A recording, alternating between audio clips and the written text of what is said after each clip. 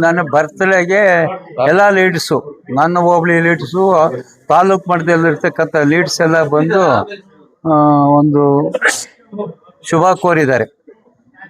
ನಾನು 91ರಲ್ಲಿ ಬಿದ್ದಿದ್ದೆ. ನನಗೆ ಎಲ್ಲರೂ ಆಶೀರ್ವಾದದಿಂದ ವಯಸ್ಸು ಭಗವಂತ ಕೊಟ್ಟಿದ್ದಾನೆ, ಆರಾಮಾಗಿ. ಸರಿ, ಬೆಳಿಗ್ಗೆ ದೇವಸ್ಥಾನಕ್ಕೆ ಹೋಗಿದ್ರಿ ಸರ್? ದೇವಸ್ಥಾನದಲ್ಲಿ ಏನ್ ಬೇಡ್ಕೊಂಡ್ರಿ ಸರ್? ನಾನು ಏನು ಬೇಡ್ಕೊಳ್ಳಲ್ಲ, ದೇವರೇ ಒಳ್ಳೇದು ಮಾಡಲಿ ಅಂತ ಅಷ್ಟೇ ಅನ್ನೋದು. ಎಲ್ರಿಗೂ ಕ್ಷೇತ್ರದಲ್ಲಿರೋರಿಗೆಲ್ಲೂ ಒಳ್ಳೇದಾಗ್ಲಿ ಬಿಡಿ ಅಂತ ಹೇಳ್ತೀವಿ ಅಷ್ಟೇ. ಎಲ್ಲಾ ಪಕ್ಷದವರು ನಿಮ್ಗೆ ಅಭಿಮಾನಿಗಳಿದ್ದಾರೆ ಸರ್, ಏನ್ ಹೇಳಕ್ ಇಷ್ಟಪಡ್ತೀರಾ? ನೋಡ್ರಿ, ನಾನು ಮೊದಲಿಂದ 50 ವರ್ಷ ರಾಜಕೀಯ ಮಾಡಿರೋನು. ಪ್ರತಿಯೊಬ್ಬ ಲೀಡ್ರು ಇವಾಗ ನಂದು ಆ ಪಾರ್ಟಿ, ನಂದು ಈ ಪಾರ್ಟಿ, ಇನ್ನೊಂದು ಪಾರ್ಟಿ ಅಂತ ಹೋಗಿದ್ದಾರೆ. ಆದ್ರೂ ಅವ್ರಿಗೆ ಅಭಿಮಾನ ಇದೆ. ನಾನು ಎಲ್ಲ ಕೆಲಸಗಳನ್ನು ನನ್ನ ಸರ್ವಿಸ್ನಲ್ಲಿ ಮಾಡಿದ್ದೀನಿ. ಎಲ್ರಿಗೂ ಏನೇ ನನ್ನ ಕೈಲಾಗಿದ್ದೆಲ್ಲ ಮಾಡಿದ್ದೀನಿ. ನಾಳೆ ಬಾ ಅನ್ನೋದು, ನಾಳಿದ್ದು ಬಾ ಅಂತ ಹೇಳೋದು ಅವೆಲ್ಲ ಏನಿಲ್ಲ, ಮಾಡಿದ್ದೀನಿ.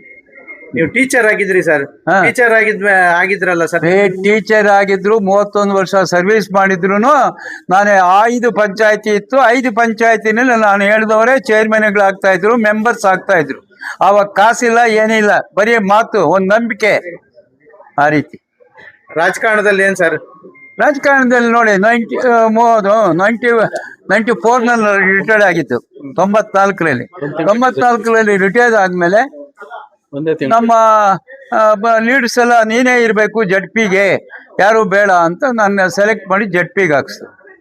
ಆಯಿತು ಅಂತೇಳಿ ಇನ್ನೇನು ಮಾಡೋಕ್ಕಾಗಲ್ಲ. KM ಮುನಿಯಪ್ಪನು, CV ವೆಂಕಟರಾಯಪ್ಪನು, ಅಪ್ಪೋಜಪ್ಪನು, ಮುನ್ನಂಜಪ್ಪನು, PG ಅಶ್ವತ್ಥಪ್ಪನು, ಇವರೆಲ್ಲ ಸೇರಿಕೊಂಡು ಆಗಬೇಕು ಅದಕ್ಕೆ ಆಗದೆ. ಆದರೆ ನನ್ನ ಮೇಲೆ ಜನರಲ್ನಲ್ಲಿ ಯಾರೂ ಹಾಕ್ಲಿಲ್ಲ. ತಗೊಳಗೆ ಮಣಿಕಲ್ನಲ್ಲಿ ಅವಲಪ್ಪ ಅಂತ ಒಬ್ಬರನ್ನ ಹಾಕ್ಸೋದು. ಜನ ನಂಬ್ತಾರ, ಎಲ್ಲ 7,000 ಚಿಲ್ಲರೆ ಮೆಜಾರಿಟಿನಲ್ಲಿ ನನಗೆ ಗೆಲ್ಲಿಸೋದು. ಅಲ್ಲೋಗಿ ಗಲಾಟೆ ಮಾಡಿದೆ. ಸ್ಟ್ಯಾಂಡಿಂಗ್ ಕಮಿಟಿ ಚೇರ್ಮನ್ ಕೊಟ್ಟರು. ಅದಕ್ಕೆ ಮೊದಲು ನಾನು ವೈಸ್ ಪ್ರೆಸಿಡೆಂಟ್ ಕೊಡಿ ನಮ್ಮ ಸಬ್ ಡಿವಿಷನ್ಗೆ ಅಂತ ಕೇಳಿದೆ ಬೈರೇಗೌಡರನ್ನ. ಅವ್ರು ಅಂದ್ಕೊಂಡಿದ್ರು, ಇಲ್ಲ ಯಾವುದಾದ್ರೂ ಒಂದು ಕೊಡಬೇಕು ಅಂತಂದು. ಆ ರೀತಿ ಗಲಾಟೆ ಮಾಡಿದ್ದಕ್ಕೆ 1 ವಾರ ಬಿಟ್ಕೊಂಡು ಹೋದ್ಮೇಲೆ, ನೋಡಿ ಅಗ್ರಿಕಲ್ಚರ್ ಇಂಡಸ್ಟ್ರಿ ನನಗೆ ಸ್ಟ್ಯಾಂಡಿಂಗ್ ಕಮಿಟಿ ಕೊಟ್ಟಿದ್ದೀನಿ, ಹೋಗೋದನ್ನು ನೋಡಿ ಇವಾಗ ಸದ್ಯಕ್ಕೆ ಅಂತ ಹೇಳಿದ್ರು. ನನ್ನ ಕೆಲಸ ನಾನು ಪೂರೈಸಿ. ಸರ್, ಕೆಂಪೇಗೌಡ ಜಯಂತಿ ಅಂದ್ರೆ ನಿಮ್ಮ ಮಗಳು ಬರ್ತೆ, ಏನು ಹೇಳಕ್ಕೆ ಇಷ್ಟಪಡ್ತೀವಿ ಸರ್? ನೋಡ್ರಿ, ಕೆಂಪೇಗೌಡ ಜಯಂತಿ ಮಾಡಬೇಕು ಅಂತ ಅಂದ್ಕೊಂಡಿದ್ವಿ. ನಿನ್ನೆ ಮಂಗಳನಾಥ ಸ್ವಾಮಿ ಹತ್ರ ಹೋಗಿದ್ವಿ. ಅವರು ಒಂದು ಎಲ್ಲ ಸಮುದಾಯದವ್ರನ್ನ ಕರೆದು, ಎಲ್ಲ ಪಾರ್ಟಿನವ್ರನ್ನ ಕರೆದು, ಸಮುದಾಯ ಅಂದರೆ ನಮ್ಮ ಸಮುದಾಯನ ಎಲ್ಲ ಪಕ್ಷಾತೀತವಾಗಿ ಕರೆದು ಒಂದು ಮೀಟಿಂಗ್ ಮಾಡಿ, ಸ್ವಾಮಿ ಅವರು ಯಾವುದು ಫಿಕ್ಸ್ ಮಾಡ್ತಾರೋ ನೋಡೋಣ, ಸಂಸದರು ಪ್ಲಸ್ ನಮ್ಮ ಸ್ವಾಮಿಗಳು, ನಿರ್ಮಲಾ ಸ್ವಾಮಿಗಳು ಯಾವ ಡೇಟ್ ಕೊಡ್ತಾರೋ ಆ ಡೇಟಿಗೆ ನಾವು ಇಟ್ಕೊಂಡು ಮಾಡೋಣ ಅಂತ ಹೇಳ್ಬಿಟ್ಟು ಬಂದಿದ್ದೀವಿ. ಅದನ್ನ ಯಾವ ರೀತಿ ಮಾಡ್ತಾರೋ ಅನ್ನೋದು ಗೊತ್ತಾಗಬೇಕು.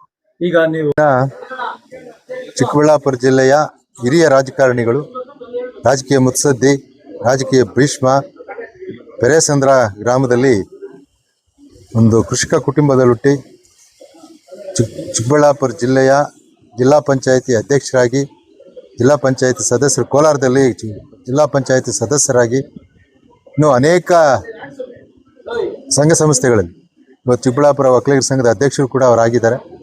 ಅವರ 91ನೇ ಜನ್ಮ ದಿನಾಚರಣೆಯನ್ನು ಇವತ್ತು ಅವರ ಅಭಿಮಾನಿಗಳು ಭಾಳ ವಿಜೃಂಭಣೆಯಿಂದ, ಸಂಭ್ರಮ ಸಡಗರದಿಂದ ಆಚರಣೆ ಮಾಡಿ, ಅವರಿಗೆ ಭಗವಂತ ಆರೋಗ್ಯ, ಮುಖ್ಯವಾಗಿ ಆರೋಗ್ಯ, ಅಧಿಕಾರ, ಇನ್ನೇನು ಅವರು ಕೊನೆ ಸಂಧ್ಯಾಕಾಲದಲ್ಲಿದ್ದಾರೆ, ಆದರೂ ಕೂಡ ಅವರಿಗೆ ಆರೋಗ್ಯ, ಐಶ್ವರ್ಯ, ಅಧಿಕಾರ ಎಲ್ಲ ಕೊಟ್ಟು ಭಗವಂತ ಕಾಪಾಡಲಿ ಅಂತೇಳಿ ಎಲ್ಲರೂ ಕೂಡ ಅವರನ್ನು ಅಭಿನಂದಿಸಲಿಕ್ಕೆ ಇವತ್ತು ಅವರ ಅಭಿಮಾನಿಗಳೆಲ್ಲ ಬಂದು ಸೇರಿದ್ದಾರೆ.